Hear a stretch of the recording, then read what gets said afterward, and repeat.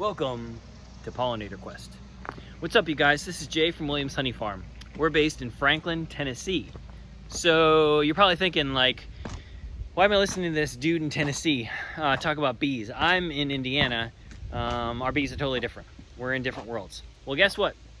I'm here to tell you that's not true. We're actually very similar.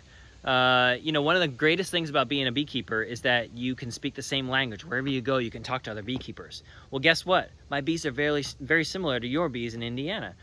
They do the same sort of thing, and they provide an amazing service to our farmers and to our countryside. So today, I thought I'd show you one of my queen breeding yards. So it's fairly quiet today, nothing too crazy. We've already harvested our honey and sort of done our thing, but you can tell all these little colonies behind me right now, they're still busy, they're still active. And bees live all throughout the year, which is pretty cool. The queen that we raise here will usually live between 2 and 5 years long if you take care of her. Now, different queens have different personalities, so every single one of these boxes behind me, they have a different kind of personality to them. So when you open them up, some are like super, happy and welcoming. They're called Italian bees. Some are a little feistier, a little tougher. They're called Russian bees.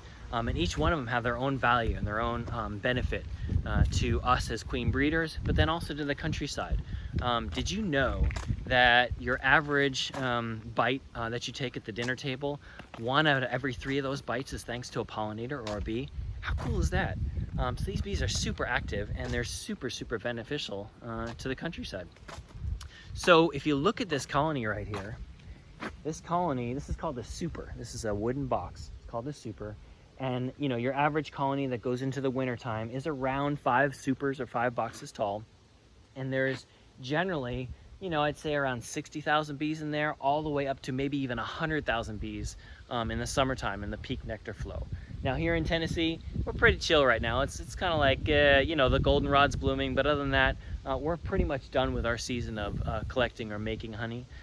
So these bees are sort of starting to settle down, but this stack of boxes, goodness gracious, it can get up to like 10 supers tall.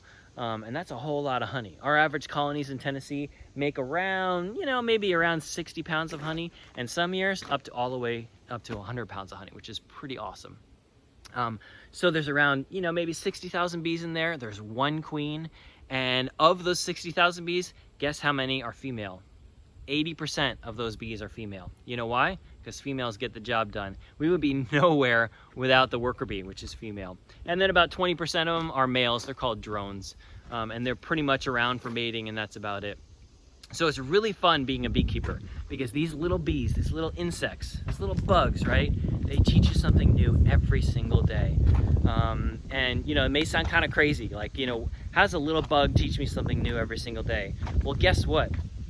There is something that you can apply from this beehive, a lesson from this beehive that you can apply to your life.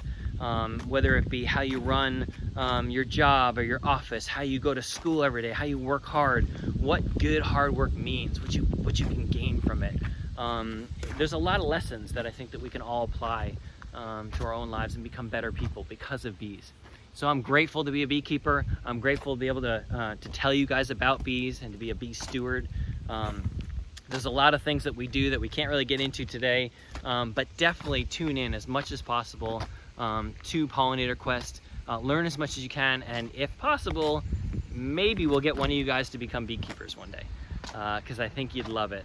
It's the best thing I've ever done. It's the most rewarding hobby / business that I've ever gotten into, and I'll talk your ear off about bees. I can talk for 12 hours straight. So with that, I'm going to turn off the video because you're probably going to fall asleep if I keep on going. But thank you for playing today. If you have any questions, tune in, we'll answer them. But go out there and make a difference and have a great day.